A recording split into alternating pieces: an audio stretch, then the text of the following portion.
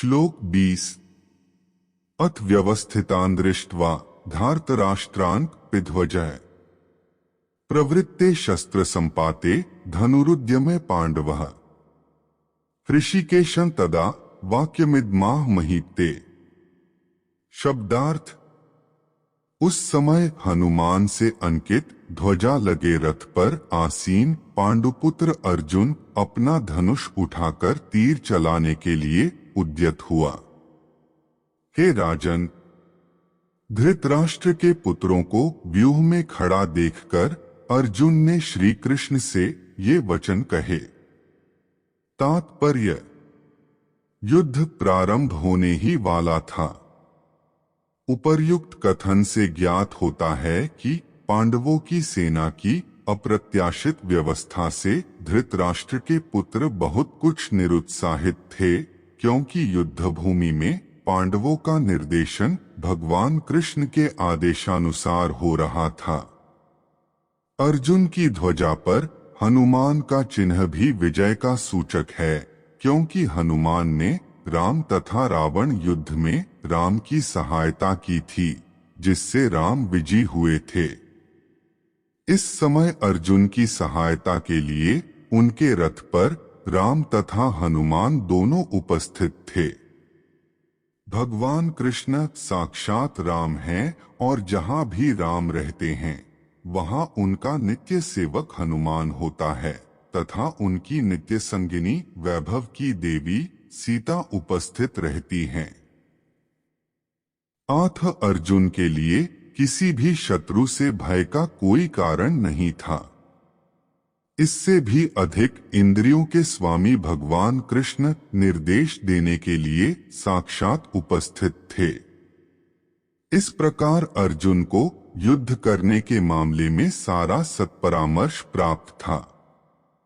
ऐसी स्थितियों में जिनकी व्यवस्था भगवान ने अपने शाश्वत भक्त के लिए की थी, निश्चित विजय के लक्षण स्पष्ट थे।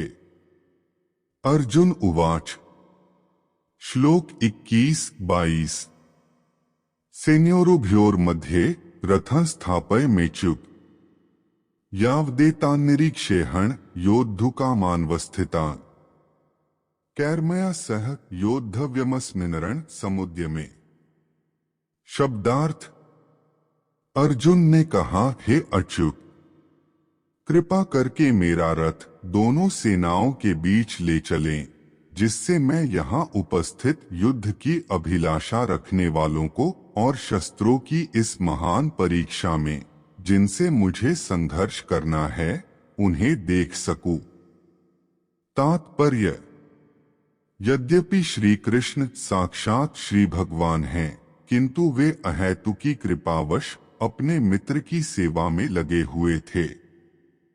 वे अपने भक्तों पर स्नेह दिखाने में कभी नहीं चूकते, इसीलिए अर्जुन ने उन्हें अच्युत कहा है। सारथी रूप में उन्हें अर्जुन की आज्ञा का पालन करना था और उन्होंने इसमें कोई संकोच नहीं किया, अतः उन्हें अच्युत कहकर संबोधित किया गया है। यद्यपि उन्होंने अपने भक्त का सारथी पद स्वीकार किया था, किंतु इससे उनकी परम स्थिति अक्षुण्ण बनी रही। प्रत्येक परिस्थिति में वे इंद्रियों के स्वामी श्री भगवान ऋषिकेश हैं। भगवान तथा उनके सेवक का संबंध अत्यंत मधुर एवं दिव्य होता है। सेवक स्वामी की सेवा करने के लिए सदैव उद्यत रहता है और भगवान भी भक्त की कुछ न कुछ सेवा करने की कोशिश में रहते हैं। वे इसमें विशेष आनंद का अनुभव करते हैं कि वे स्वयं आज्ञादाता न बने, अपितु उनके शुद्ध भक्त उन्हें आज्ञा दें।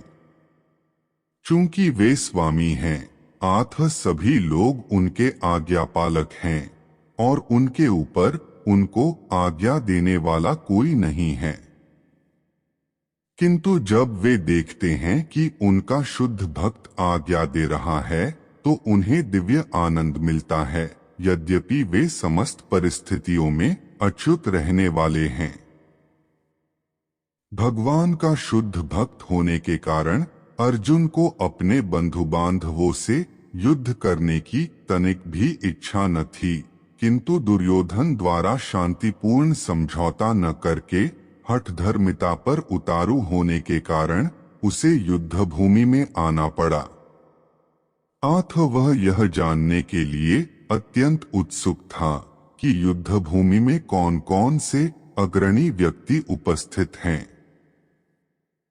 यद्यपि युद्ध भूमि में शांति प्रयासों का कोई प्रश्न नहीं उठता, तो भी वह उन्हें फिर से देखना चाह रहा था और यह देखना चाह रहा था कि वे इस अवांछित युद्ध पर किस हद तक तुले हुए हैं। श्लोक 23 योत्स्यमानान्वेक्षेहण य एतेत्र समाप्ता है। धार्तराष्ट्रस्य दुर्बुद्धेर्युद्धे प्रियचिकीर्षवः।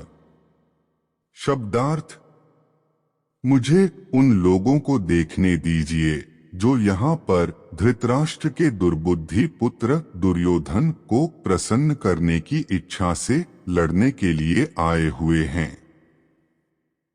तात्पर्य: यह सर्वविदित था कि दुर्योधन अपने पिता धृतराष्ट्र की सांठगांठ से पापपूर्ण योजनाएं बनाकर पांडवों के राज्य को हड़पना चाहता था।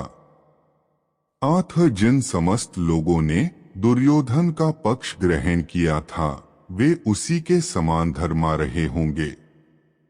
अर्जुन युद्ध प्रारंभ होने के पूर्व यह तो जान ही लेना चाहता था कि कौन कौन से लोग आए हुए हैं, किंतु उनके समक्ष समझौता का प्रस्ताव रखने की उसकी कोई योजना नहीं थी। यह भी तथ्य था कि वह उनकी शक्ति का, जिसका उसे सामना करना था, अनुमान लगाने की दृष्टि से उन्हें देखना चाह रहा था। यद्यपि उसे अपनी विजय का विश्वास था, क्योंकि कृष्ण उसकी बगल में विराजमान थे। श्लोक 24 संजय उवाच एवमुक्तो हृषीकेशो गुडाकेशेन भारत सेनयोरुभयोर्मध्ये स्थापयित्वा रथोत्तमम्। शब्दार्थ: संजय ने कहा, हे भरतवंशी, अर्जुन द्वारा इस प्रकार संबोधित किए जाने पर भगवान कृष्ण ने दोनों दलों के बीच में उस उत्तम रथ को लाकर खड़ा कर दिया। तात्पर्य: इस श्लोक में अर्जुन को गुडाकेश कहा गया है। गुडाका का अर्थ है नींद, और जो नींद को जीत लेता है वह गुडाकेश है। नींद का अर्थ अज्ञान भी है। अथ अर्जुन ने कृष्ण की मित्रता के कारण नींद तथा अज्ञान दोनों पर विजय प्राप्त की थी। कृष्ण के भक्त के रूप में वह कृष्ण को क्षण भर भी नहीं भुला पाया, क्योंकि भक्त का स्वभाव ही ऐसा होता है। यहाँ तक कि चलते अथवा सोते हुए भी कृष्ण के नाम रूप गुणों तथा लीलाओं के चिंतन से भक्त कभी मुक्त नहीं रह सकता। अथ कृष्ण का भक्त उनका निरंतर चिंतन करते हुए नींद तथा अज्ञान दोनों को जीत सकता है। इसी को कृष्ण भावनामृत या समाधि कहते हैं। प्रत्येक जीव की इंद्रियों तथा मन के निर्देशक अर्थात ऋषिकेश के रूप में कृष्ण अर्जुन के मंतव्य को समझ गए कि वह क्यों सेनाओं के मध्य में रथ को खड़ा करवाना चाहता है। अतः उन्होंने वैसा ही किया और फिर वे इस प्रकार बोले। आगे का भाग देखने के लिए चैनल को सब्सक्राइब करें।